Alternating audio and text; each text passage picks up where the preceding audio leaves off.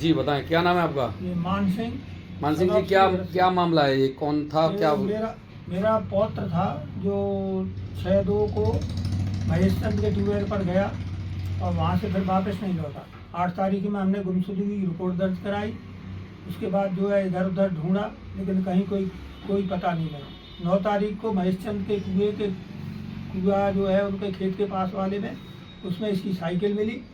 उस पर जो है हमने पुलिस को सूचना दी। SHO साहब आए मौके पर, उन्होंने साइकिल को निकलवाया और कोई फॉरेंसिक टीम या डॉग स्क्वाड वगैरह नहीं बुलाई। हम काफ़ी अनुरोध करते रहे। जो लोग हमारे साथ थे उनको SHO ने खुद खदेड़ा कि आप क्या कर रहे हैं, यहाँ भीड़ लगाई हो, जाइए। और हमारे घर पर 2 गार्ड और बिठा दिए कि आप कहीं नहीं जाएंगे और जो है बच्चे को मैं ला के दूँगा। तो उसके बाद हम घर बैठे रहे। 10 तारीख को हमने एक एप्लीकेशन दी। हमको पूरा शक जो है इसके लड़के छोटू और विवेक पर है, लेकिन उन्होंने उस पर कोई ध्यान नहीं दिया। उस एप्लीकेशन को लेने से इनकार किया तो हमने SSP को कॉल किया। उसके बाद जो है वो SSP के कहने पे इन्होंने जो है वो एप्लीकेशन दी। उसके बाद भी इन्होंने कोई कार्रवाई नहीं की। न तो विवेक को गिरफ्तारी किया, न घटनास्थल पर गए, बल्कि ऐसे ही टाइम टरकाते रहे। 13 तारीख को इन्होंने उसको अरेस्ट किया और 13 तारीख को अरेस्ट करते ही तुरंत उसको जेल भेज दिया। मतलब कोई बॉडी की तलाश नहीं की। जब उसने बयान अपना दिया कि मैंने मार दिया है, इसमें कारतूस के संबंध में, बिक्री के संबंध में, क्योंकि ये इसका दोस्त था।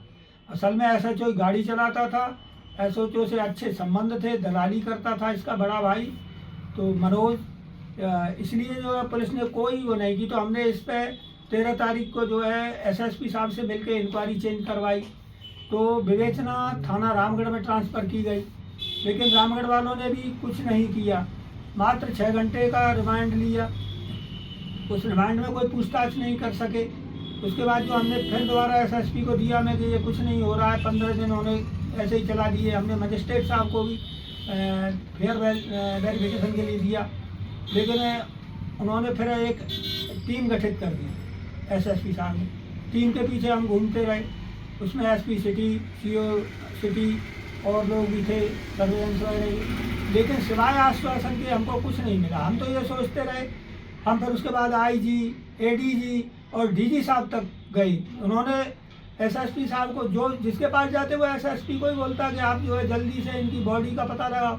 लेकिन बॉडी के पता लगाने के लिए ना तो उसके घर वाले, जब घटना स्थल मतलब ट्यूबवेल था तो ट्यूबवेल पर उसके बाप, उसकी माँ, उसके पिता, वो भाई सब आते जाते थे, लेकिन किसी को न तो पूछा। इवन जो 50 मीटर पर मकान बने हुए हैं उनको भी नहीं पूछा। इस तरह से पूरी घटना में SHO संलिप्त था और इसीलिए फिर हमने उसका ट्रांसफ़र करवाने के लिए कहा। तब बड़ी मुश्किल से उसे पहले निलंबित करने कह रहे थे, फिर जो है थाना पचोखरा भेज के SHO ही बना के भेज दिया। तो इस तरह से जो उसके बाद हमसे फिर दोबारा कहा गया कि बोला आप जो है यहाँ हम इसको गिरफ्तार करते हैं तो हल्ला हो जाएगा और वकील लोग जो है वो करेंगे, हड़ताल करेंगे, इसीलिए आप इसको मैनपुरी चेंज करवा दें। तो हमने SSP साहब के कहने पर विवेचना में मैनपुरी चेंज करवा दी। अब मैनपुरी में 1 महीने से ज़्यादा हो गया है, पड़ी हुई है। क्या चाहते हैं आप? हम ये चाहते हैं हमारे बच्चे की बॉडी का तो कम से कम हमें पता चलना चाहिए, क्योंकि हर माँ बाप यही चाहता है कि उसकी बॉडी जो है कम से कम हमें मिले और दोषियों को सज़ा मिले, जिसमें मनोज और कौशल जो उसके लड़के जिन्होंने बॉडी को गायब किया है, हमें 100% वो है। लोग अभी कह रहे हैं कहीं गाड़ी से या कहीं भी इनको पकड़ के, इनके पिताजी को पकड़ के पता लगाया जा सकता है।